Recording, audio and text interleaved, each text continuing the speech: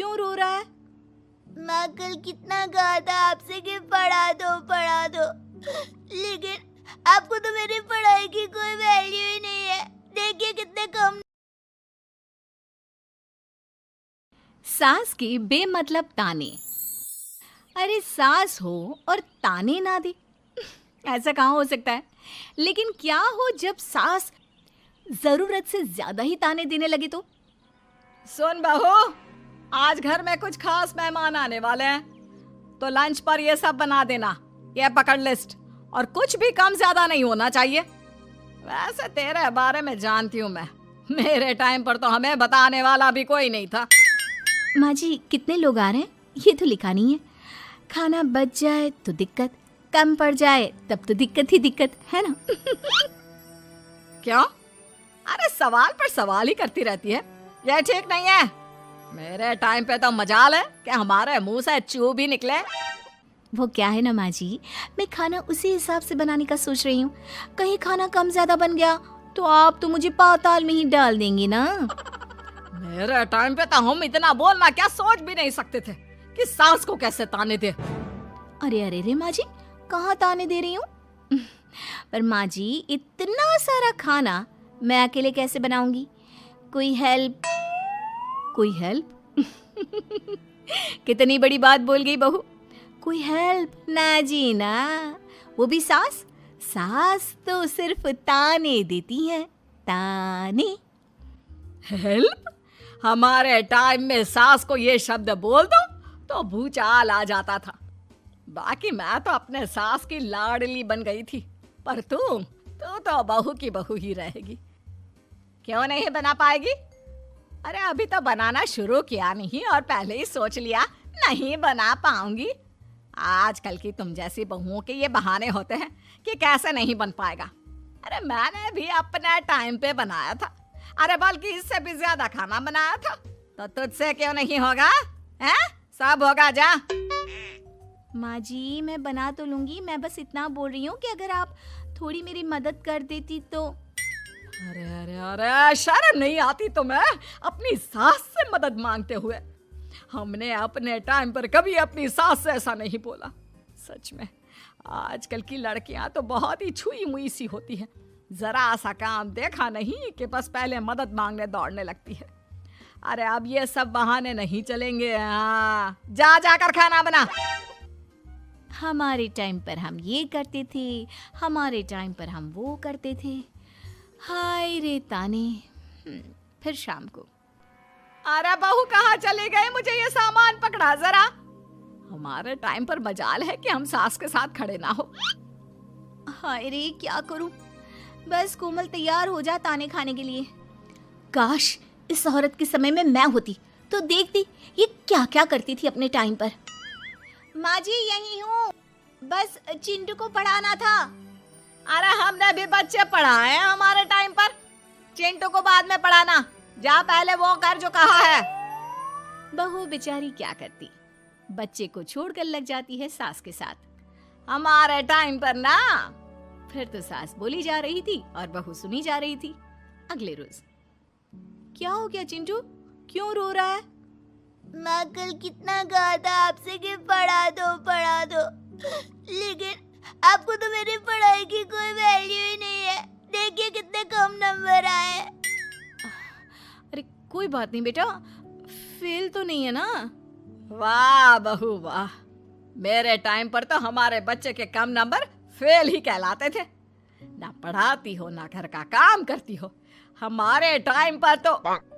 सास की इस बात पर इस बार बहू का पारा हाई हो जाता है। वो सोच लेती है कि अब तो वो पति से बात करके ही रहेगी। अगले दिन, माँ जी सारी सफाई हो गई, मेरी कमर टूट रही है, मैं जरा सोने जा रही हूँ। सोना? अरे हमारे टाइम पर तो हम ये जानते भी नहीं थे कि आराम क्या होता है। पागल हो गई है क्या? रुक अभी, देख उस कोने में देख, मुझे कितनी धूल दिख रही है, और वो बिस्तर के नीचे तो देख कितना काला पड़ा है, और पर्दों के पीछे खिड़की पर देख जाले लगे हुए हैं, वो कौन साफ करेगा? ऐसी सफाई होती है क्या? जा फिर से कर। मैं तो घर में एक दिन का गंदगी नहीं आने देती थी, लेकिन जब से तू आई है घर की हालत ही खस्ता कर दी है। अरे माँ, तो तू कहाँ गई? तू भी तो यही है। वैसे माँ, मैंने कभी तुझे सफाई करते नहीं देखा। जब से ये आई है न जाने आप में कौन सा सफाई का कीड़ा चला गया है। हाय रे, हमारे टाइम पर तो पति कभी बीवी की तरफ से बोल दे तो समझो घर का बंटवारा, और यह घर तो मेरे ही नाम से है। तो बेटा निकल ले बीवी को लेकर। हमारे टाइम पर तो। अरे कैसी बात कर रही हो माँ, मैं तो बस मजाक कर रहा था। इतनी कम सैलरी में मैं कहाँ अलग रह सकता हूँ। माँ जी प्लीज़, मैंने अभी पूरा घर साफ किया है और इन जालों को झाड़ूंगी तो फिर से पूरी गंदगी हो जाएगी। फिर से सारे घर के झाड़ू। ना माँ जी ना। हमारे टाइम पर तो मैं दिन में 10 बार झाड़ू लगाती थी। हमने नहीं किया है क्या? मायके से कोई तो संस्कार लेकर आई होगी ना तू बहू, क्या कुछ भी नहीं। तभी पति आ जाता है। बहू पति की तरफ देखती है कि शायद वो उसे उसकी माँ के प्रकोप से बचा सके, लेकिन नहीं, उल्टा उस दिन की माँ की डांट की बात से तो पति के तेवर ही बदल जाते हैं।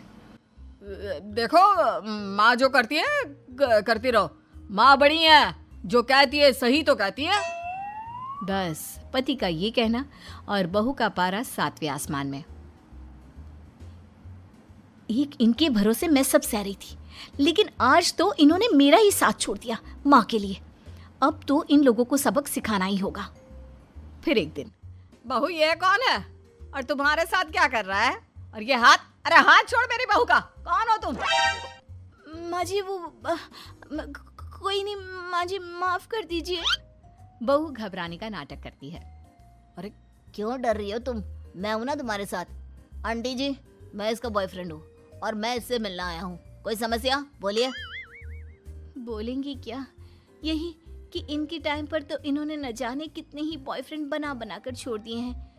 क्यों माँ जी, यही कहने जा रही थी ना आप? अब क्या था, सास की बोलती बन। कैसे कहे कि उनके टाइम पर।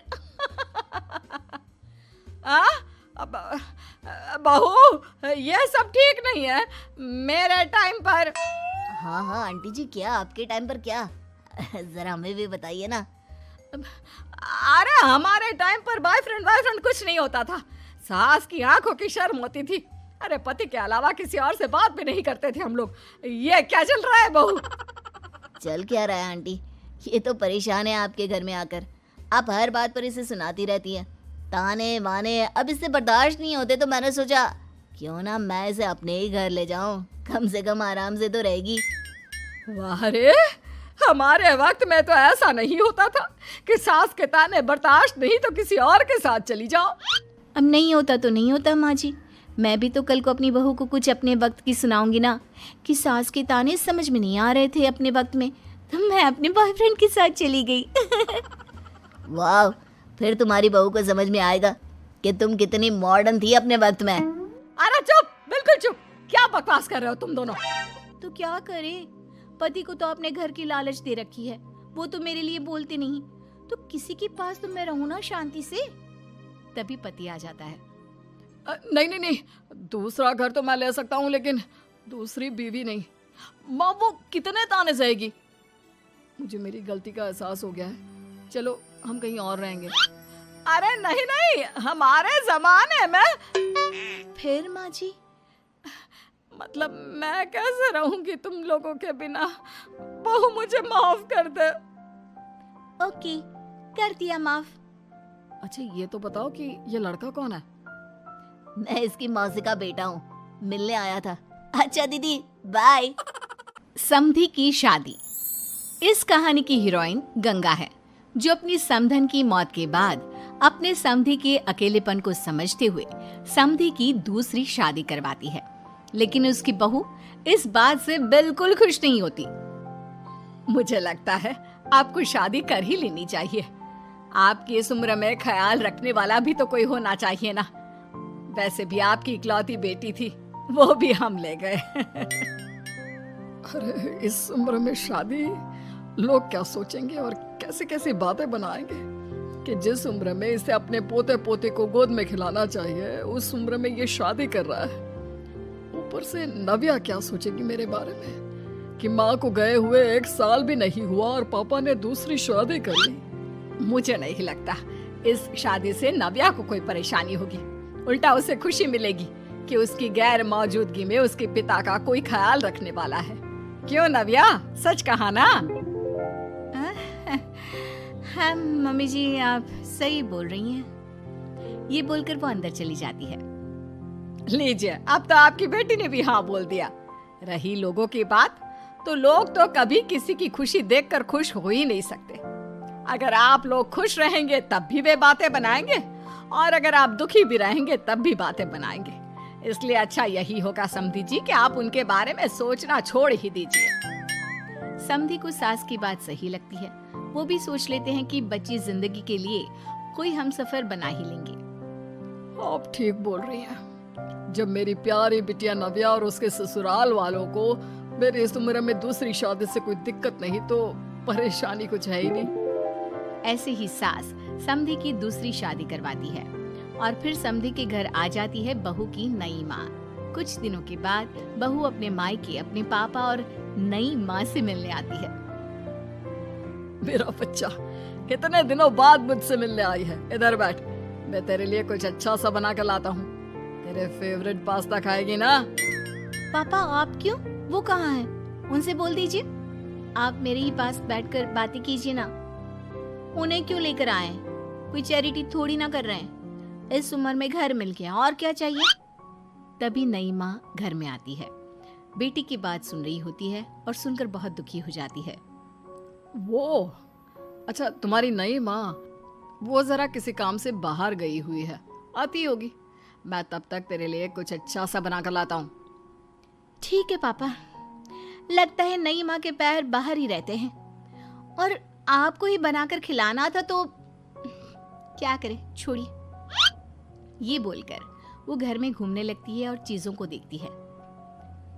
इनको घर में आए हुए थोड़े दिन नहीं हुए और ये घूमने भी जाने लगी है, वो भी पापा को घर में अकेला छोड़कर।